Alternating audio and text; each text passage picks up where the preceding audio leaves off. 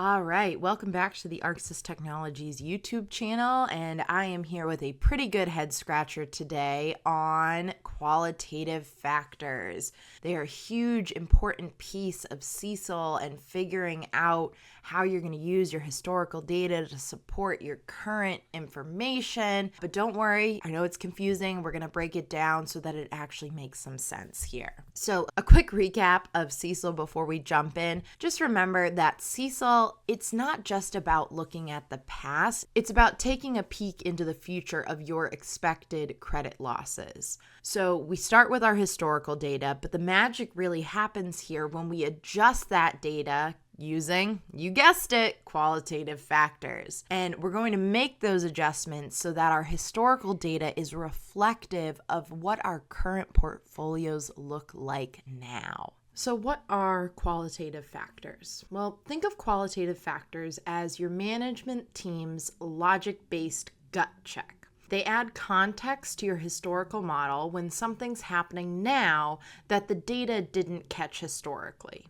For example, a current drought might increase the risk of default on agricultural loans, so you'd adjust for that. It's not about predicting the future, it's about addressing current risk that hasn't shown up in your numbers before. So these are the big 9. They are straight from our regulators, and they are the 9 qualitative factors categories that you should keep in mind. Now, it is important to note you do not have to use all of these because you may not have a change in one of them. So there will not need to be a qualitative factor attached to that category. But it's important to always consider all of them. So you've got lending policies you need to consider, economic conditions, nature and volume of loans, past due severity, has that changed? Credit quality review, collateral changes, mixes in your portfolio, your staffing experience, and problem loan trends. These categories are going to help you adjust your model for what's going on in your institution today. So let's take all of this and put it into a very simple example. Let's say that unemployment is rising in your area. That's a sign that borrowers are going to start to struggle to pay their loans and may go into default. Even if your model doesn't reflect that yet, your qualitative factor should reflect it if you start seeing those defaults. It's about being proactive, not reactive.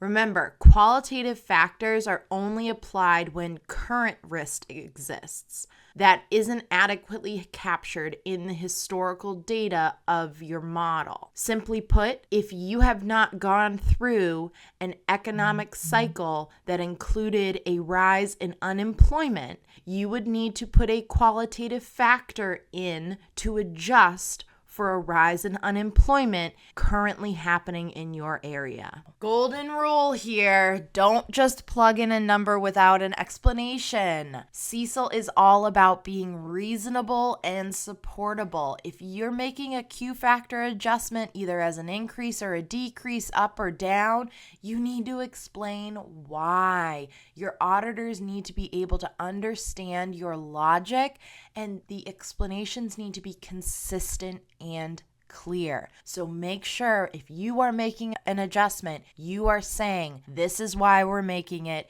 here's my evidence, and that's why. You need to be able to support your choices and defend them to your auditors and examiners. Okay, let's wrap this up. I could go on and on about Q factors for days, but essentially qualitative factors help you make your CECL estimates smarter, more responsive, and better aligned with what is actually happening today. You need to use good judgment, document your reasoning, and keep things as consistent as you can be. Now, we know that this is a big task. Q factors are difficult, but ARCSys is here to help. So if you are still confused or you have questions about Q factors or the documentation or what you need to do, here's how we can help you. First off, we can streamline the workflow.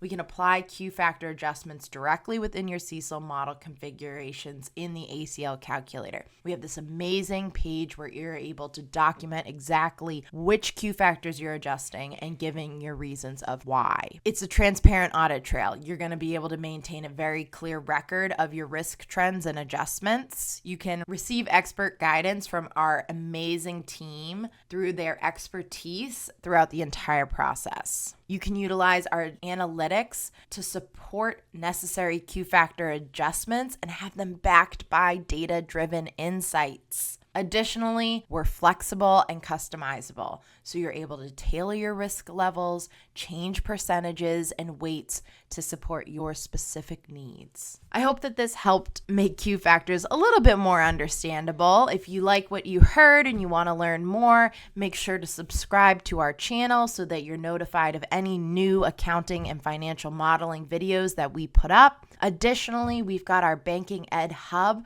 that is full of CPE and free courses as well that cover topics such as CECL, ALM, validation, modeling, anything that you might need to support yourself and your institution. See you next time.